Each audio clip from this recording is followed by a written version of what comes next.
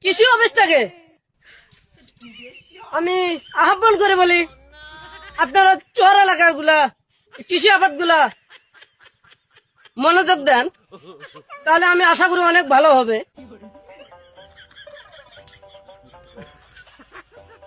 দেখি আমাদের কৃষক আবার কি বলে। এই দেখুন আমাদের এরকম ভুট্টা আবাদ করছি, কিরকম ক্ষয়ক্ষতি হয়েছে আমাদের। ঠিক আছে, সরকারের কাছে আমার একটা আবেদন, আমরা এত টাকা পয়সা খরচ করে আবাদ করছি, তাহলে ভুট্টার দাম যেন বাড়ায় দেওয়া হয় এবং কৃষি ক্ষেত্রে যেন নজর দেওয়া হয়। অনেক ধন্যবাদ। আমি সকলকে বলছি, আমরা দেশ একসঙ্গে এগিয়ে নিয়ে যাব এবং চর এবং শহর ঝিলমিল দেখতে চাই। ধন্যবাদ।